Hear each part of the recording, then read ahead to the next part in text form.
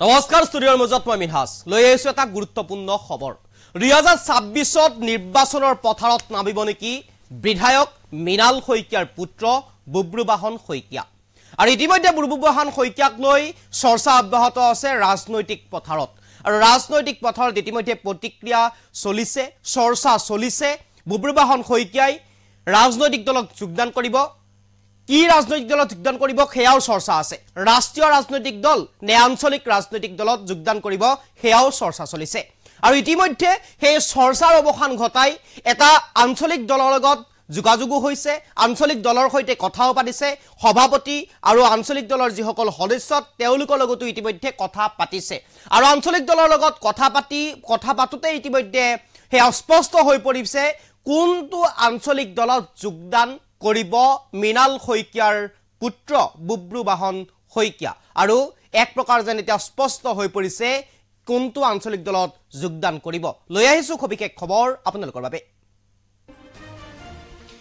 AJP যোগদান কৰিব নেকি বিজেপি বিধায়ক মৃণাল শইকীয়াৰ পুত্ৰ বুব্ৰুবাহন শইকীয়া 2026ত খুমটাইত হ'ব নেকি পিতা পুত্ৰৰ এখন যুঁজ 2026ত ৰাজনীতিৰ পথাৰলৈ আহিব নেকি মৃণাল শইকীয়াৰ পুত্ৰ বুব্ৰুবাহন শইকীয়া এটা সন্দেহৰ আৱৰ্তত সোমাই পৰিছে লুৰিণজ্যোতি গগৈৰ সৈতে 5 মিনিট কথা পাতিয়েই মোৰ বহুত ভাল লাগিল বুলি মন্তব্য কৰিছে বুব্ৰুবাহন শইকীয়াই এজেপিয়ে ভৱিষ্যতে চৰকাৰ গঠন কৰিব বুলি আশাবাদী বিধায়ক পুত্ৰ বুব্ৰুবাহন শইকীয়াৰ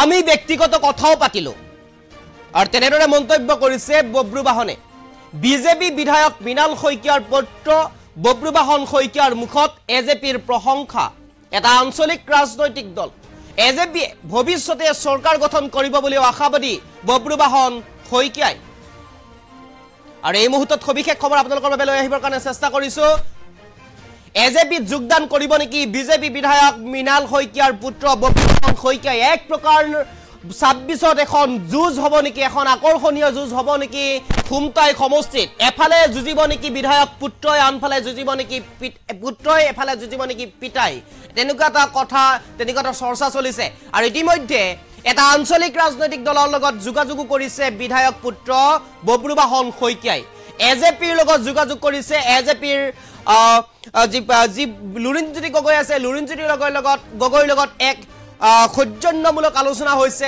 এক বৈঠকত বহিছে আৰু বৈঠকত বহি আলোচনা কৰিছে কি প্ৰসংগত আলোচনা কৰিছে সেয়া যদিও অস্পষ্ট আঞ্চলিক ৰাজনৈতিক দলত যোগদান কৰিব বুলি চলা চৰ্চাৰ মাজতে ৰাজনৈতিক দলটোৰ লগত বহিছে কথা পাতিছে আলোচনা হৈছে ব্যক্তিগত কথা পাতা বুলিও কৈছে 5 মিনিট কথা পাতি ভাল লগা বুলিও কৈছে বুব্ৰুবাহন শইকীয়াই আৰু তাৰ পৰা এটা কথা স্পষ্ট হৈ পৰিছে অসম জাতীয় পৰিষদত যোগদান কৰিব নেকি 26ৰ পূৰ্বে বুব্ৰুবাহন শইকীয়াই আৰু যুঁজত নামিব নেকি খুমটাই সমষ্টিৰ পৰা পিতা পুত্ৰই এক প্ৰকাৰ যেন এতিয়া হেয়া স্পষ্ট হৈ পৰিছে আৰু ইতিমধ্যে লুৰিণজ্যোতি গগৈৰ সৈতে সৌজন্যমূলক আলোচনাত বহিছে বৈঠকত বহিছে 5 মিনিট কথা পাতিয়েই লুৰিণজ্যোতি গগৈৰ লগত মোৰ ভাল লগা বুলিও নিজ মুখেৰে মন্তব্য কৰিছে লগতে ভৱিষ্যতৰ দিনত এজেপিয়ে চৰকাৰ গঠন কৰিব বুলি খুব এক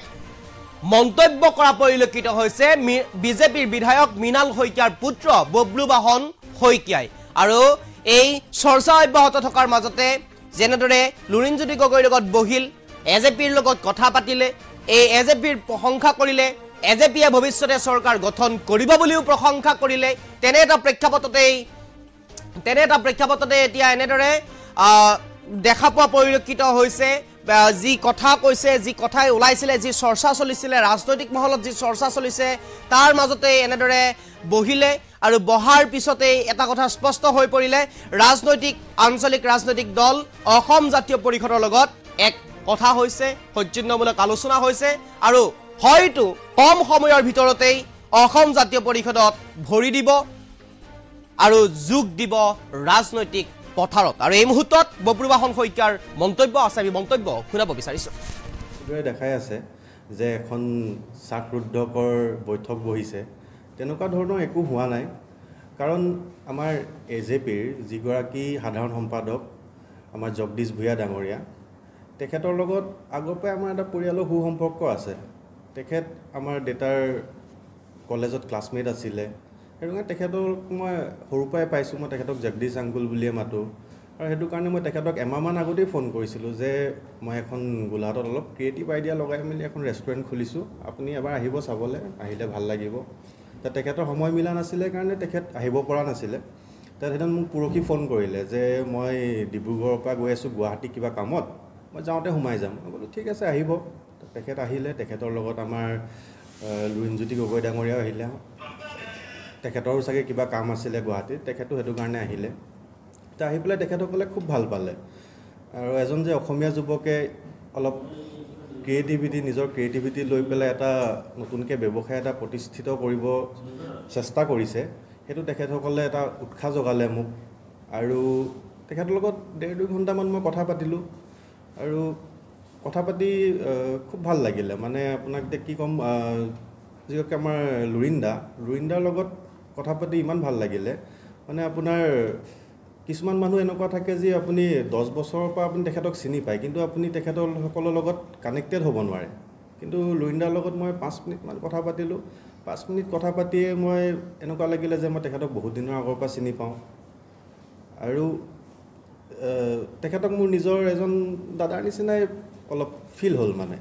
আৰু তেখেতৰ কিছুমান তেনেকুৱা ধৰণৰ নলেজো বহুত আছে, এটা ইণ্টিগ্ৰিটি থকা মানুহ হয় তেখেতৰ আছাম এফেয়াৰ্ছ হওক বা ৱৰ্ল্ড এফেয়াৰ্ছ হওক, তেখেতৰ বহুত কিছুমান নলেজ আছে। সেইটো কাৰণে তেখেতৰ লগত কথা পাতি ভাল লাগিলে। আৰু কিছুমান পাৰ্চনেল কথাও পাতিলোঁ, হাঁহি ধেমালি কৰিলোঁ, নৰ্মেল কথা পাতিছোঁ, কোনো ধৰণৰ ৰাজনৈতিক কথা পতা নাই। কিন্তু মই তেখেতৰ লগত কথা পাতি এটা ফিল কৰিব পাৰিলোঁ যে মানে তেখেতৰ নেতৃত্বত তেখেতৰ দলে ভৱিষ্যতৰ সময়ত বহুত ভাল কাম কৰিব পাৰিব বুলি মোৰ তেখেতৰ লগত কথা পাতি এটা বিশ্বাস আহিল, মানে ভাল লাগিলে। ৰাজনীতিৰ কথা হিচাপে কোৱা নাই, কিন্তু মই তেখেতে ভৱিষ্যতত কি কৰে মোৰ চাব মন আছে। 2-3 বছৰৰ ভিতৰত। দুদিনৰ পূৰ্বে আপোনাৰ চৰ্চিত হৈছিলে যে আপুনি এটা আঞ্চলিক দলত যোগদান কৰিব, দুদিনৰ পিছতে আহি পেলাই AJPৰ যি দুগৰাকী সভাপতি আৰু সম্পাদক আপোনাৰ কাষ চাপিছেহি। দুদিনৰ পূৰ্বে কিন্তু আপোনাৰ সেই সংবাদ মাধ্যমত প্ৰকাশ পাইছিলে। মই আপোনাক কৈছোঁ যে মই এমাহৰ আগৰ পৰাই ফোন কৰি আছিলোঁ, সেইটো কিবা কোইনচিডেণ্টলি মিলি যাব পাৰে। এতিয়া পোনপটীয়া প্ৰশ্ন, AJPত কেতিয়া যোগদান কৰা হ'ব? 26ৰ আগত নে পিছত? যদি মই কৈ দিছোঁ আজি, যদি মই ৰাজনীতি পথাৰত নামো 26ৰ আগতে নামিম। যদি মই নামো। যেহেতু আপুনি কৈছে যে ৰাষ্ট্ৰীয় দলক আপুনি প্ৰাধান্য নিদিয়ে। ৰাষ্ট্ৰীয় দলক প্ৰাধান্য দিব নহয়, চবৰে আইডিঅ'লজিটো বেলেগ থাকে। মই আজি নিউজ চেনেল এটাতো কৈছোঁ, আমাৰ দেউতাটো ৰাষ্ট্ৰীয় দলৰ বিধায়ক হয়। তেখেতৰ মতে যদি দেশখন ভালে থাকে তেতিয়া সকলো অঞ্চল সকলো ৰাজ্য ভালে থাকিব। মোৰ আইডিঅ'লজি আছে যদি সকলো ৰাজ্য ভালে থাকে দেশ ভালে থাকে। আগন্তুক দিনত কোনটা বিধানসভা সমষ্টিত অসম জাতীয় পৰিষদৰ প্ৰাৰ্থী হ'ব পাৰে নেকি ভগৱান শইকীয়া? মেবি হ'ব বাৰু। তেনে এনেকুৱা হ'ব পাৰে নেকি মৃণাল শইকীয়া BJPৰ পৰা হ'ব, ভগৱান শইকীয়া আজাদৰ পৰা হ'ব, এনেকুৱা ধৰণৰ কিবা ছবি দেখিব? প্ৰতিদ্বন্দ্বিতা পিতৃৰ লগতে হ'ব নিশ্চয়। সেইটো সময়ত দেখা যাব এতিয়া কাৰ লগত প্ৰতিদ্বন্দ্বিতা হ'ব।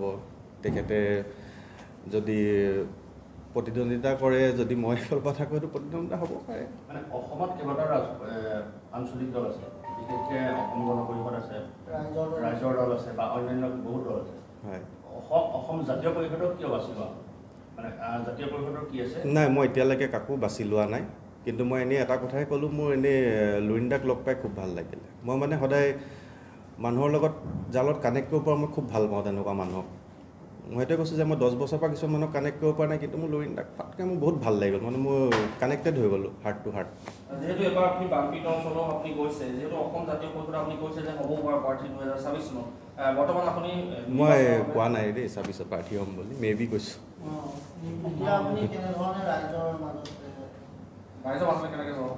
মই ৰাইজৰ মাজত আগৰ পৰাই থাকোঁ। এইবাৰ অলপ মানে ৰাজনৈতিক পৰিস্থিতি বেলেগ আছিলে কাৰণে এবাৰ বেছি ফ'কাচিং হৈ গ'ল। মই আগতেও যাওঁ বানপানীত, সেইটো মই এইবাৰহে অকল যে মই কিবা এটা কাৰণত গৈছোঁ সেইটো নহয়, মই আগৰ পৰাই এক্টিভে থাকোঁ। কিন্তু এটা কথা হয়, মই যেতিয়া মোৰ আঞ্চলিক দলৰ লগত নামটো জড়িত হৈছে, মই এটা কথা গম পাইছোঁ যে মোৰ বহুত বন্ধু আছে, মোৰ বহুত চব দলতে মোৰ বন্ধু আছে, কিন্তু ৰাষ্ট্ৰীয় দল হওক যি দল হওক, কিন্তু ৰাষ্ট্ৰীয় দলৰো কিছুমান ল'ৰাই মোক ফোন কৰিছে যে মানে তুমি ভাল কৰিছা, আগুৱাই যোৱা। মই সিহঁতক কৈছোঁ যে মোৰ চিয়'ৰ হোৱা নাই, কিন্তু কৈছে তুমি যদি আঞ্চলিকতা কৰা আমি তোমাৰ লগত আছোঁ।